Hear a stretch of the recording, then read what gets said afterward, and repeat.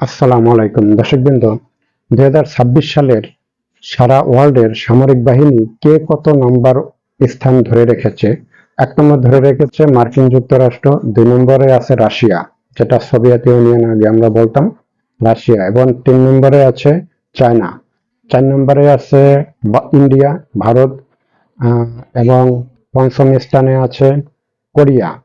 তবে ইন্ডিয়া তারা চাইনিজদের থেকে কিছু কিছু ক্ষেত্রে তারা চাইনিজদের থেকে আগেই আছে। কারণ ভারতের সামরিক শক্তিটা দক্ষিণ এশিয়ার ভিতরে বেশ বড় একটা শক্তিশালী একটি দেশ এবং ভালো একটি দেশ। ভালো দেশ বলতে তাদের সামরিক বাহিনীটা খুব শক্তিশালী। রাশিয়া ইউক্রেন তাদের ভিতরে যে যুদ্ধটা হয়েছিল সেই যুদ্ধের ভিতরেও তারা তাদের যে 2 নম্বর স্থানটা সেটা রাশিয়া ধরে রাখতে পেরেছে এই যুদ্ধের ভিতরেও। চীনের চীনের সাথে পাল্লা দিচ্ছে দক্ষিণ কোরিয়া, এবং চীন যতটা ডেভেলপ করে এবং দক্ষিণ কোরিয়াও ঠিক ততটাই ডেভেলপ করতে করতে তারা সামনের দিকে এগিয়ে যাচ্ছে। পশ্চিম ইউরোপের দেশ ফ্রান্স, এই ফ্রান্স আছে 6 নম্বর স্থানে, এবং 7 নম্বর স্থান ধরে রেখেছে জাপান। নিজস্ব প্রতিরক্ষা ব্যবস্থা আধুনিকরণ করছে জাপান। কারণ জাপান ওরা আগের থেকেও শক্তিশালী ছিল, কিন্তু জাপান ওরা মাঝখানে দেশ গড়ার কাজে ওরা এগিয়ে গেছে, যার কারণে জাপান তাদের সামরিক বাহিনীটা পিছিয়ে গেছে।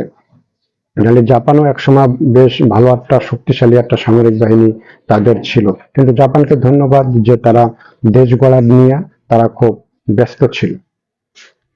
তুরস্ক 9 নম্বর, এবং উচ্চ সামরিক প্রযুক্তির দিক দিয়ে তুরস্ক বেশ সামনের দিকেই এগোচ্ছে, এবং তুরস্ক 9 নম্বর স্থানটা তারা ধরে রেখেছে।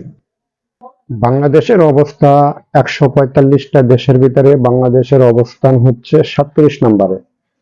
বেশ ভালো, বাংলাদেশ 37 নম্বরে আছে, এটা ভালো, কিন্তু 145-এ যে যায় নাই, এজন্য ধন্যবাদ বাংলাদেশ স্বাধীনতার পরে থেকে যে কটা সরকার আসছে সকল সরকারকে, এজন্য ধন্যবাদ। তবে সামরিক শক্তিটা আসলে নির্ভর করে রাষ্ট্রের যে ভৌগোলিক অবস্থা, সে ভৌগোলিক অবস্থার উপরে, এবং আরো কিছু বিষয় এখানে আছে সেই বিষয়ের উপরে এই জিনিসগুলো নির্ভর করে।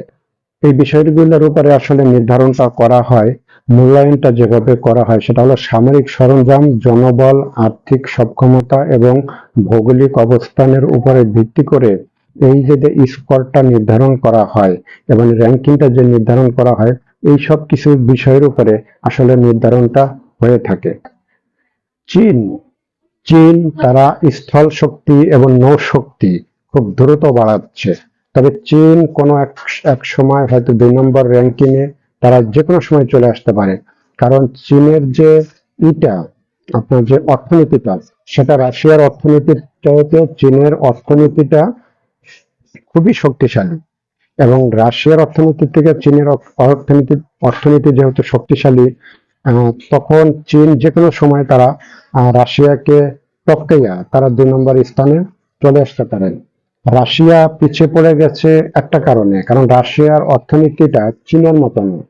চীনের মতো যদি রাশিয়ার অর্থনীতিটা থাকতো, তাহলে আমার মনে হয় যে চীনের সাথে রাশিয়ার সাথে কোন দেশ যুদ্ধ করে পারতো না, এবং অস্ত্র উৎপাদনটা যে তারা করে, যেসব অস্ত্র তারা আবিষ্কার করে, তাদের সাথে কোনো দেশ পারতো না। কিন্তু রাশিয়া পিছিয়ে পড়ে গেছে শুধু একটা কারণে, তাদের অর্থনীতিটা চীনের মতো এত বড় না, এজন্য তারা পিছিয়ে পড়ে গেছে।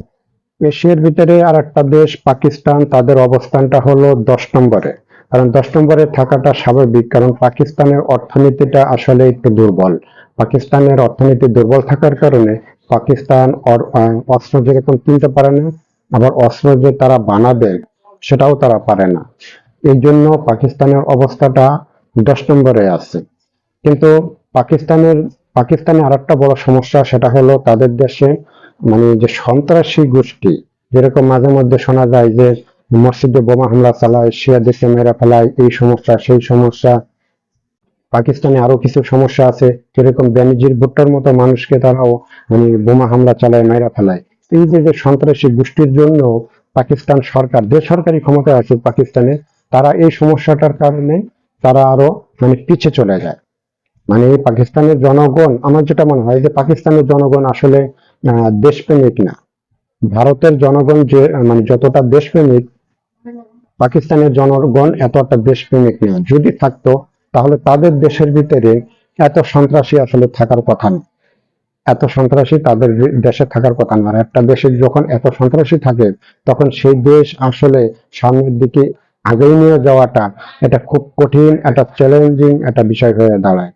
এবং পাকিস্তান কোনো এক সময় দেখা যাবে যে জিনিসটা যদি এই যে সন্ত্রাসীর যে কার্যকলাপ, এই যে সন্ত্রাসী কার্যকলাপ, এই জিনিসটা যদি পাকিস্তান দূর করতে না পারে, তাহলে পাকিস্তান অর্থনৈতিক সংকটটা তাদের থেকেই যাবে, এটা থেকেই যাবে। আমেরিকা যে তাদের এই সামরিক বাহিনীর 1 নম্বর র্যাঙ্কিং এ যে তারা আছে, আমেরিকার সবচেয়ে শক্তিশালী হলো তাদের যে এয়ার ফোর্সটা আছে, এয়ার ডিফেন্সটা। এয়ার ডিফেন্সটা আমেরিকার খুব শক্তিশালী, যার কারণে তারা 1 নম্বর স্থানটা ধরে রেখেছে। দর্শক বৃন্দ, যদি ভালো লাগে লাইক ও সাবস্ক্রাইব করবেন। ভালো থাকবেন, সুস্থ থাকবেন। আসসালামু আলাইকুম।